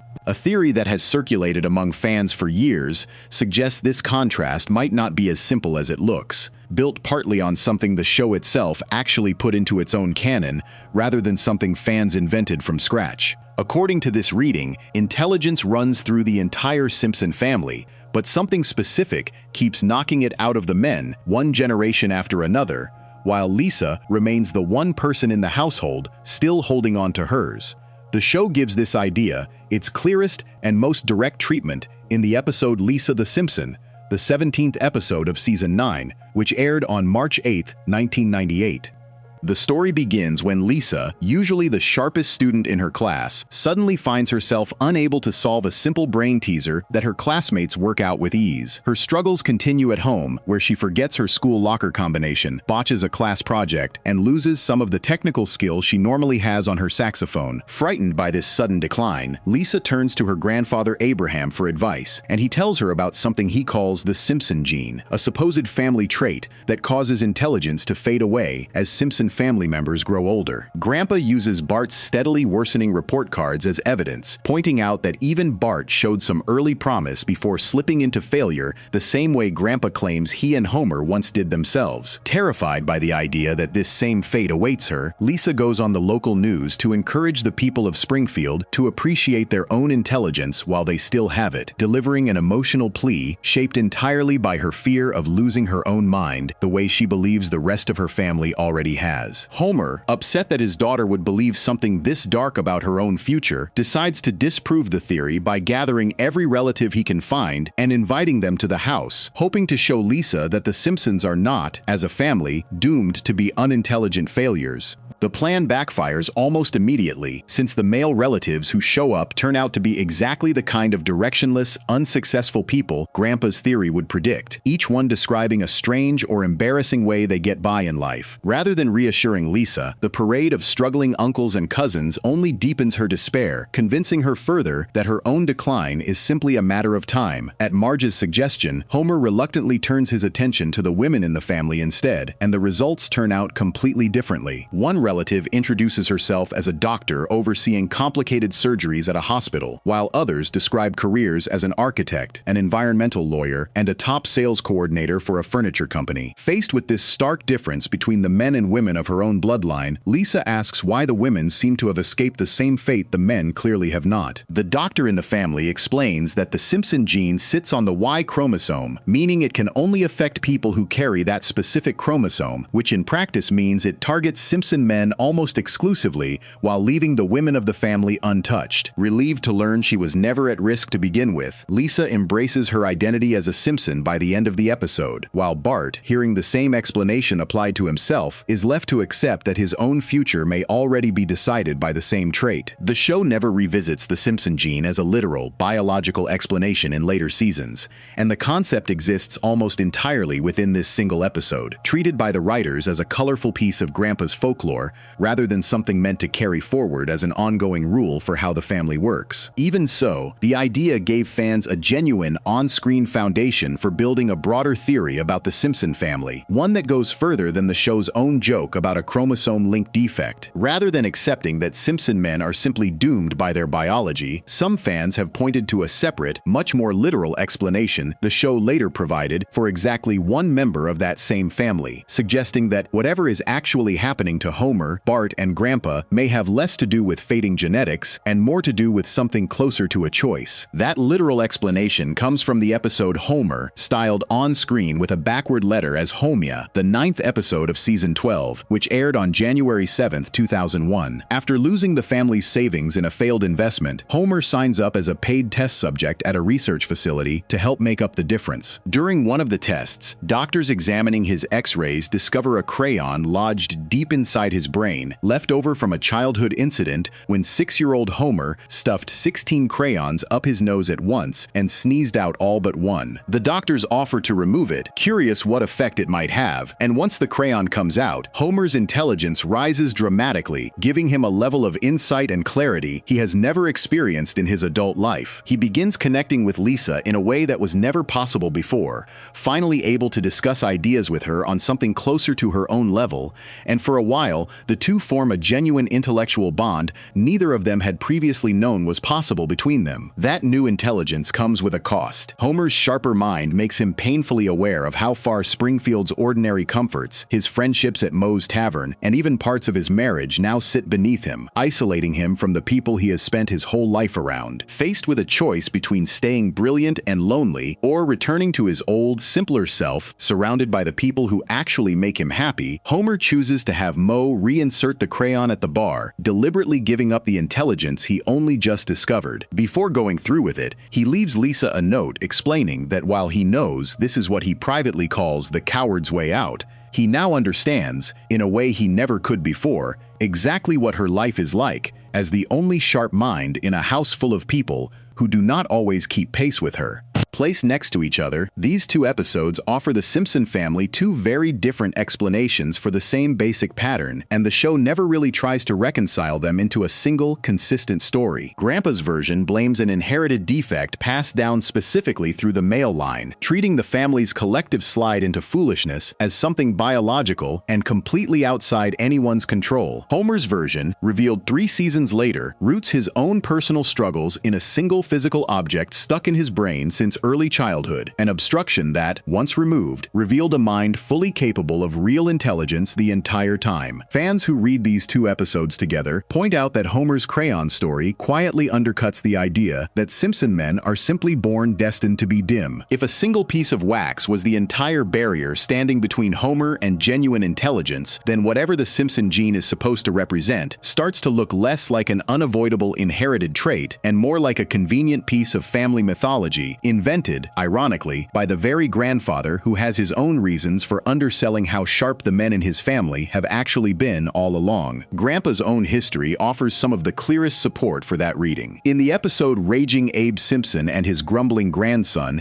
in The Curse of the Flying Hellfish, the 22nd episode of Season 7, which aired on April 28, 1996, Abe reveals that he once served as a sergeant in a World War II military unit called the Flying Hellfish, alongside a young Mr. Burns among several other men from Springfield. Near the end of the war, the unit discovered a collection of valuable paintings inside a German castle, and rather than risk being caught looting them outright, the squad agreed to a formal pact, locking the paintings away and deciding that whichever member of the unit outlived all the others would inherit the entire collection. Decades later, with only Abe and Burns remaining alive, Burns grows impatient and orders an assassin to eliminate Abe so the treasure can be claimed sooner. Rather than folding under the pressure, Abe works with Bart to retrieve the hidden paintings himself, and once the two men finally corner Burns after a tense chase, Abe delivers the decisive move of the entire episode. Speaking with the full authority of his old military rank, Sergeant Abe formally charges Private Burns with the attempted murder of a superior officer, dishonorably discharging him from both the Army and the Flying Hellfish on the spot, a ruling that instantly disqualifies Burns from the very inheritance he has been chasing throughout the episode. It is a sharp, carefully reasoned piece of legal and military maneuvering delivered by a character the show usually presents as a rambling, easily confused old man, and it lines up far better with genuine intelligence than with the picture painted by his own theory about a family curse dragging every Simpson man down. None of this proves that the Simpson gene, as Grandpa describes it, is entirely false, since the show never directly contradicts the explanation given by the doctor in Lisa the Simpson, and Bart's own struggles in school remain consistent across nearly every season, regardless of which explanation gets applied to him. What the crayon reveal and Abe's wartime cunning do provide is a second, competing thread running underneath the same basic observation Lisa's own episode was built around, that the Simpson men consistently underperform compared to the women in their family. Where Grandpa's explanation treats that pattern as an unavoidable biological inheritance,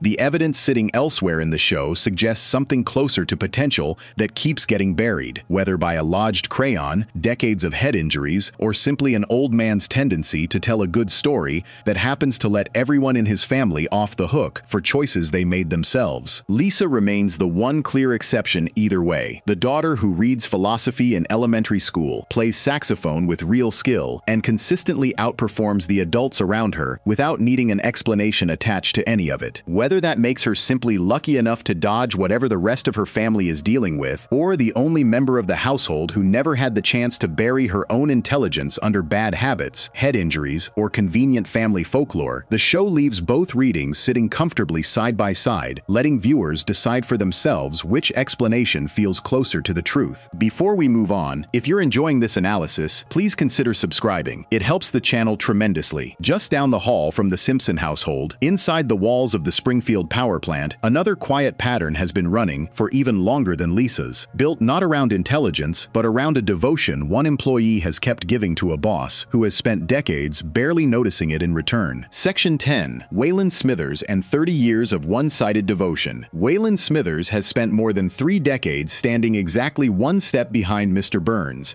carrying his coffee, defending his interests, and quietly loving him in a way the show has never let go, entirely unnoticed. Unlike most of the other patterns covered so far, this one was never hidden inside a single flashback or a clue fans had to dig for. The show built it in from the very beginning, confirmed by the people who created the character, and then spent decades slowly deciding how far it was willing to let that devotion actually go. Waylon Joseph Smithers Jr. is the son of Waylon Smithers Sr., a man who worked as Mr. Burns' assistant at the Springfield nuclear power plant before dying in a radiation accident while saving the plant from a meltdown, an act of heroism that happened when his son was only 4 months old. Burns took the infant Smithers under his wing after that, and the younger Smithers grew up to take over his father's old role, eventually becoming Burns's full-time executive assistant, closest advisor, and, by his own description, self-proclaimed best friend. He is voiced by Harry Shearer, who has played the role since the character's earliest appearances, alongside dozens of other Springfield residents. According to accounts from the show's early writing staff, the character's quiet infatuation with his employer was written into Smithers from close to the beginning, with former showrunner Sam Simon specifically credited with shaping Smithers as a man harboring an intense, one-sided devotion to Burns, built to come through in small, careful gestures rather than anything explicit, at a time when the show was not ready to state it outright. That early, careful approach shows up across dozens of small moments spread through the first 2 decades of the series. In one of Smithers' earliest appearances, in the episode The Telltale Head, Burns tells him directly that he loves him, and Smithers responds that the feeling is more than mutual.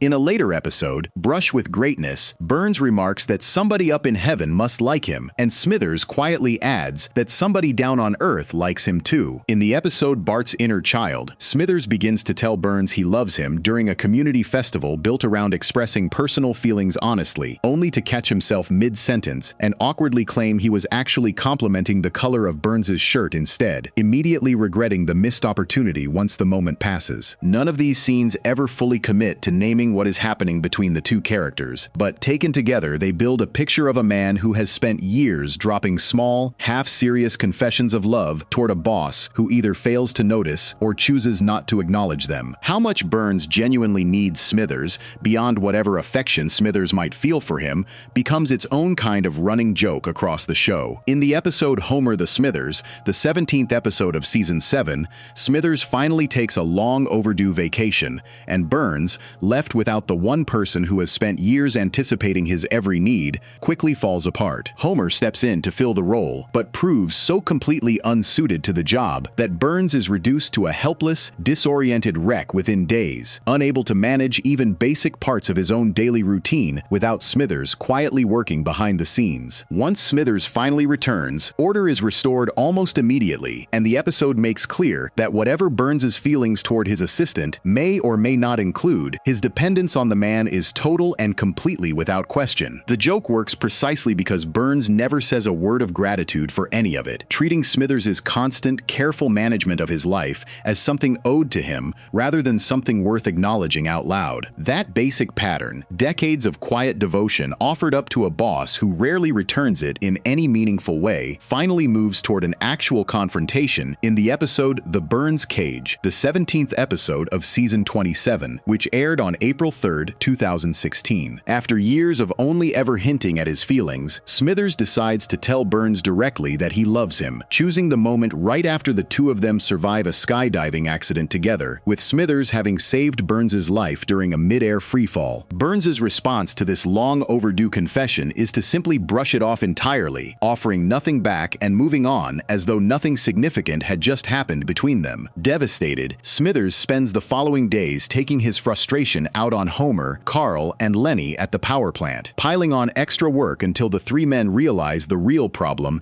and decide Smithers needs something else in his life besides his boss. Homer arranges a small gathering of local men through a dating app, hoping to help Smithers finally meet someone, and while the initial setup does not go the way anyone expects, Smithers ends up meeting a warm, affectionate bartender named Julio at a bar he stops into afterward.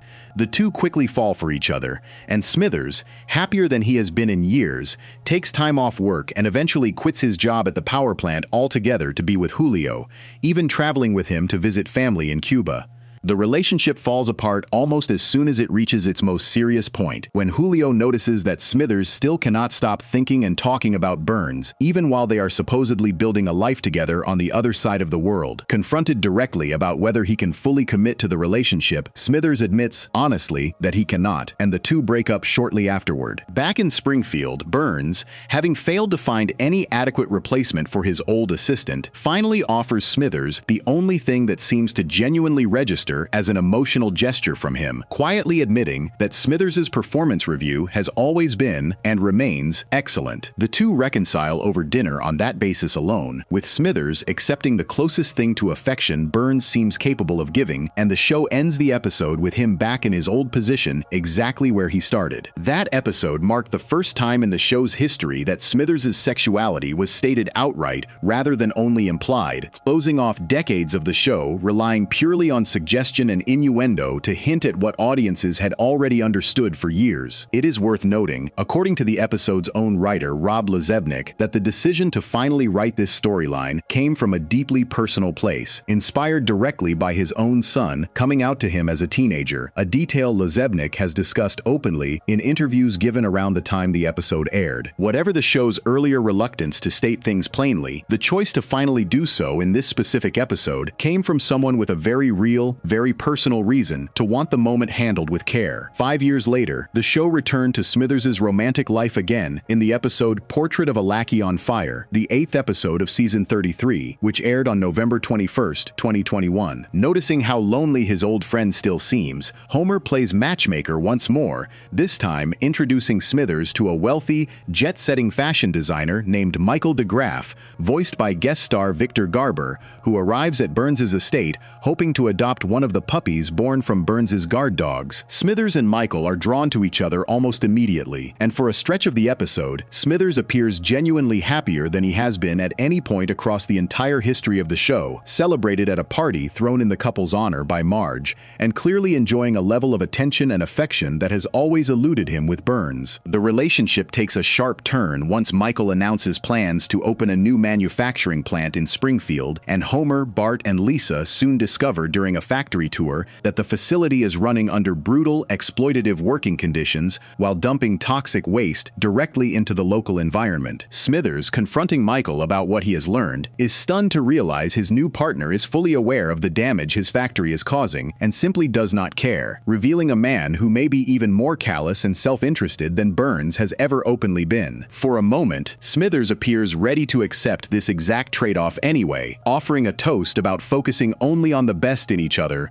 while deliberately ignoring everything else, echoing the same quiet willingness to look past cruelty that has defined so much of his relationship with Burns over the years. The breaking point ends up coming from somewhere smaller and more personal than the factory scandal itself, when Michael reacts to a minor accident by kicking the same puppy he had originally come to adopt, a moment of casual cruelty toward a helpless animal that Smithers finally cannot bring himself to excuse. He ends the relationship on the spot, watching Michael fly off back to his life in Milan while the fallout from the ruined factory deal rains down on the town around them. Read side by side, these two failed relationships complicate the simple version of the theory that Smithers is purely and permanently fixated on Burns specifically, unable to love anyone else because of some unbreakable singular attachment. With Julio, the relationship falls apart because Smithers genuinely cannot stop thinking about his old boss, supporting the more straightforward reading of his devotion as something almost impossible for him to set aside. With Michael, the breakup happens for an entirely different reason, ending not because Smithers is pulled back toward Burns, but because he finds himself paired once again with exactly the kind of wealthy, morally careless man he has spent his whole career quietly serving and quietly excusing. Rather than proving Smithers can only ever love Burns,